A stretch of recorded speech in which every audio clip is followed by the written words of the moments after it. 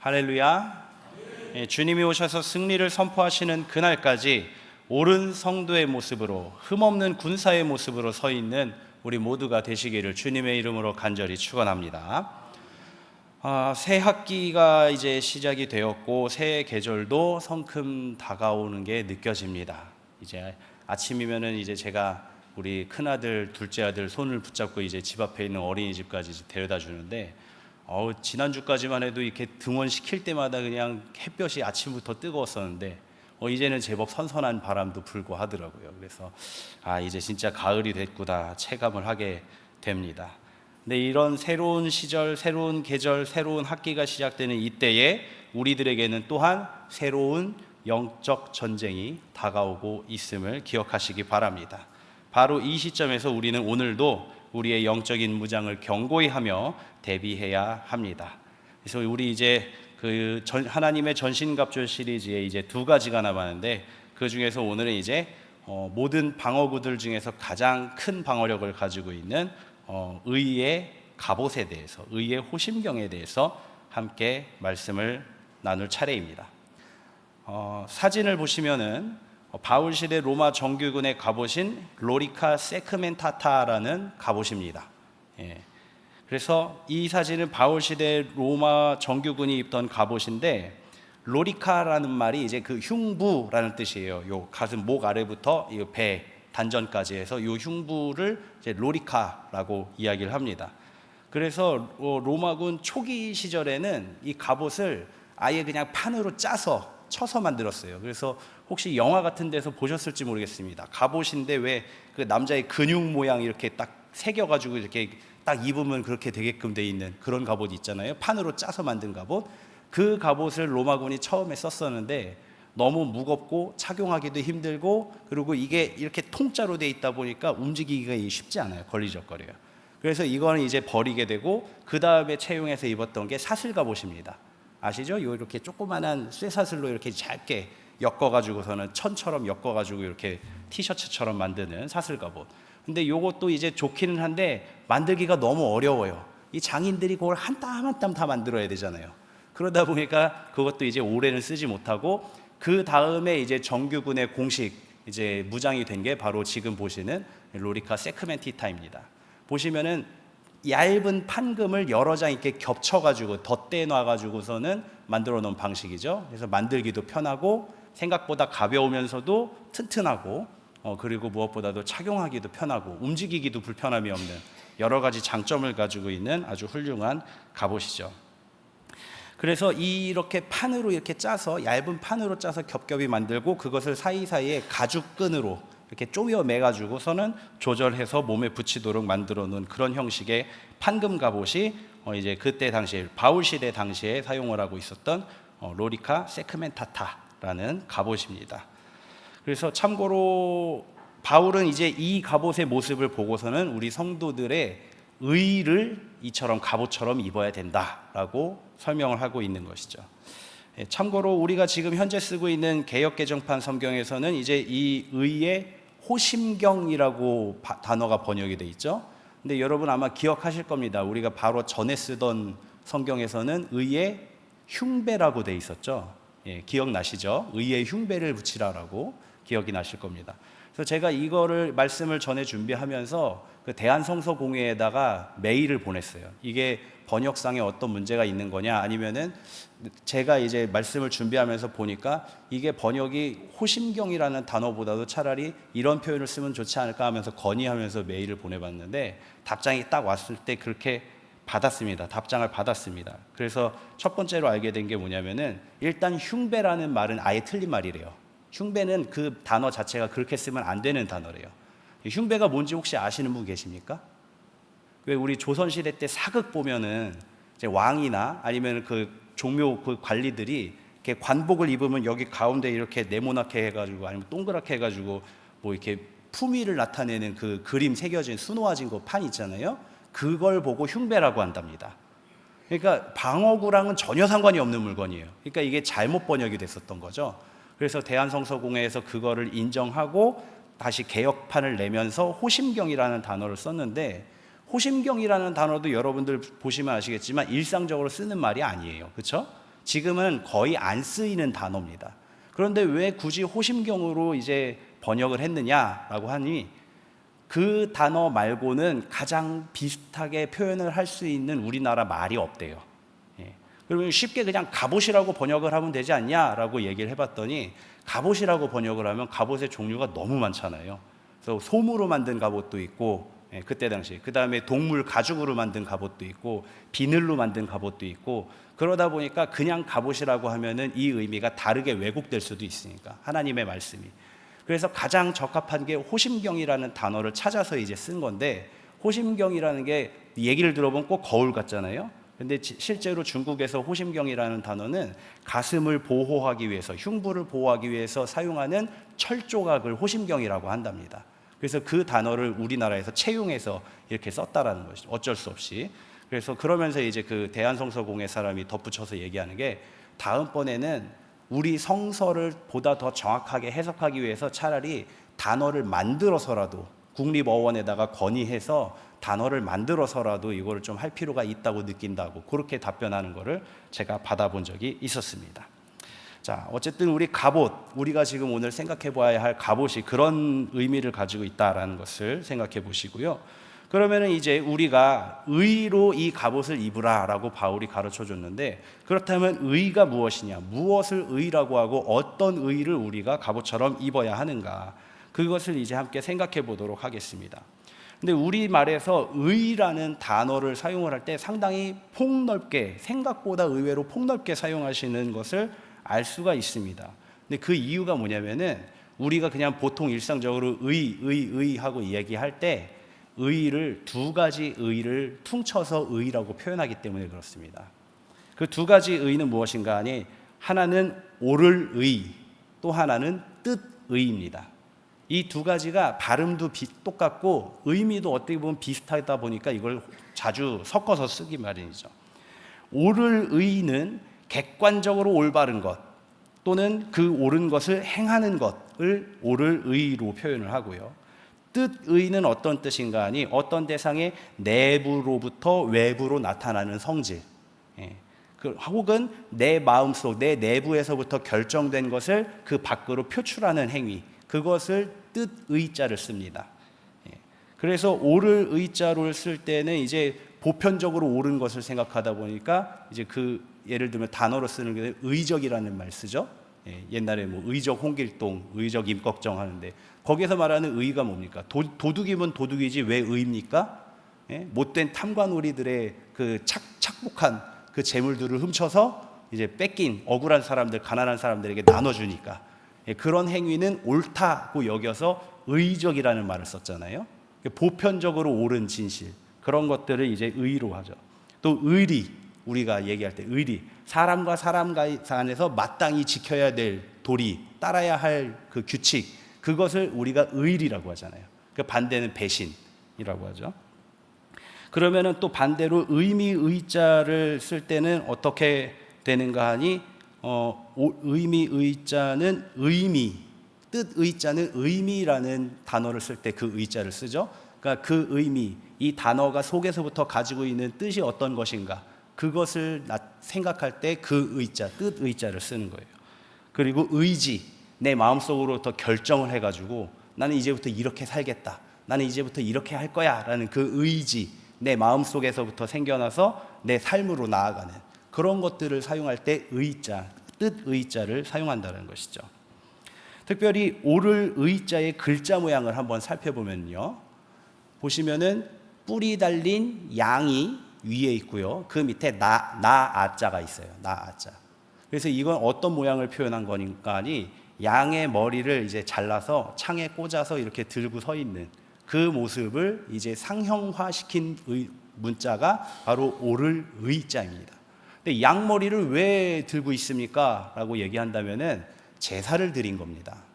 신에게 제물을 드리고 그 제물을 드린 것의 트로피, 전리품을 양머리를 이제 창에 꽂아서 제사장이 이렇게 들고 서 있는 모습을 상형화한 게 저 뜻의자라고 합니다. 그러니까 이 뜻의자가 결국은 무엇을, 어디서부터 그 옳다, 의롭다라는 그 뜻이 어디서부터 나왔느냐? 바로 신을 섬기는 것, 신을 섬기는 제사 행위를 옳다라고 이 조상들이 생각을 했던 것이죠.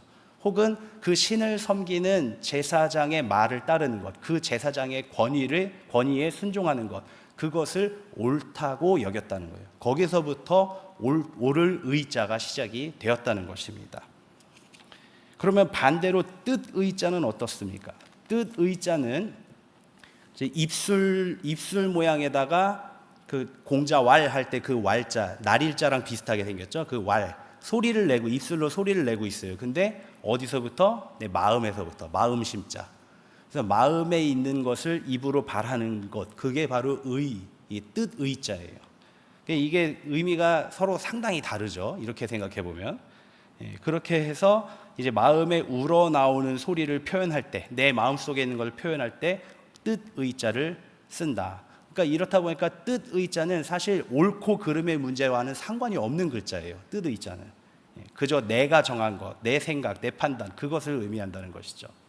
그러다 보니까 오늘 본문에서는 어떤 의자를 사용하느냐? 바로 옳을 의자를 사용을 하고 있습니다. 이것이 어떤 의미를 갖느냐? 내 생각에 옳은 것을 행하는 것이 아니라 하나님 생각에 옳은 것을 행하는 것이 성도가 챙겨야 할 의라는 뜻입니다. 내 생각엔 이게 옳다고 여겨질 수 있습니다. 그런데 하나님께서 아니라 하시면 아닌 겁니다. 내 생각에는 이건 아닌데 싶을 수 있습니다. 그런데 하나님이 그거 맞다 하시면 맞는 겁니다. 그걸 따라가는 게 바로 우리가 행해야 할 의라는 것이죠. 사울의 생각에는 사무엘이 약속한 날짜보다 벌써 일주일이나 지나도록 나타나질 않았어요. 약속된 장소에. 그리고 블레셋과 싸우기 위해서 3,000명의 군사들이 모였는데 그 3,000명의 군사들이 왕이 명령을 내리지 않고 그냥 주둔만 하고 있으니까 점차 흩어져 가기 시작하더니 나중에 세보니까 600명밖에 안 남았어요. 그러니까 왕의 입장에, 사울의 입장에서는 얼마나 애가 탑니까? 3,000명이나 모였던 군사들이 그것도 솔직히 많진 않다 생각했는데 다 도망가고 다 숨어버리고 600명밖에 안 남았으니, 그러니까 야, 이거 도저히 안 되겠다. 차라리 이렇게 되면은, 그렇다고 하나님께 뜻을, 하나님께 보호를, 은혜를 간구하지 않고 나가는 거는 있을 수 없는 일이니까 그러면 차라리 제물을 가져와라. 내가 하나님께 예물을 드리고 제사를 드리고 우리끼리 가자.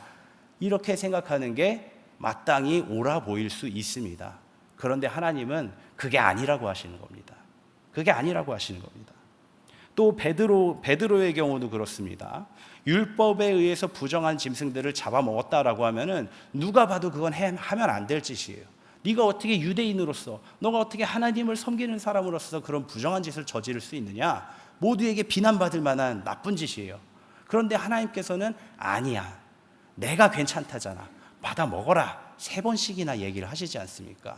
그리고 그 환상이 지나간 후에 그 뜻을 깨달아서 알고서는 그 이방인 고넬료의 집에 가서 예배를 드려주고 안수를 할 때 하나님의 놀라운 역사가 일어나지 않았습니까? 바로 이처럼 내 뜻과는 상관없이 하나님께서 옳다 하시는 것을 따라가고 내 뜻과 상관없이 하나님께서 아니다 하는 것을 그치는 것, 이게 바로 우리 성도들이 갖춰야 할 의라는 것입니다. 그러나 참된 성도는 더 중요한 게 한 단계 더 나아가서, 참된 성도는 자신의 뜻을 하나님께로 향해서 하나님의 의를 행해야 합니다. 다시 말하면 앞서 말했던 옳을 의, 뜻의, 이 두 가지를 하나로 뭉쳐서 하나님께로 향해서, 또다시 설명드리자면 내 마음과 내 의지를 온전히 하나님께로 복종시키고 하나님의 뜻대로 살아나아가는 그것이 바로 의로운 성도의, 참된 의로운 성도의 모습이라는 것입니다. 내 마음속으로 온전히 하나님을 믿고 따르려고 하는 의지가 없는데 어떻게 하나님의 의를 행할 수가 있겠습니까? 누가 억지로 하게 한다 해서 그것을 시행한다면 물론 이제 아예 안 하는 것보다야 낫기는 하겠죠. 아예 안 하는 것보다야 낫긴 하겠지만은 억지로 해서는 백날 천날을 해도 온전한 의에 이를 수는 없는 것입니다. 그럼 나중에 가서는 그 억지로 하게 하던 그 사람이 없어지면 그 사람은 어떻게 됩니까? 결국은 떠나버리는 거예요. 결국은 떠날 수밖에 없게 되는 것이죠. 그러니 옳을 의를 행하기 위해서는 반드시 뜻의도 동행되어야 한다. 반드시 기억하시기 바랍니다. 사랑하는 성도 여러분, 그리고 여러분들의 자녀는 과연 뜻을 가지고 의를 행하며 살고 있습니까? 안타깝게도 현대 한국교회의 많은 성도들은 뜻 없이 의만 흉내내는 생활을 하고 있는 분들이 많습니다. 그리고 우리 자녀들도 그 중에 하나입니다.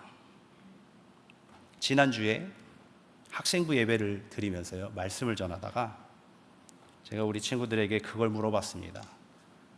너네들 하나님 믿고자 하는 마음은 있니?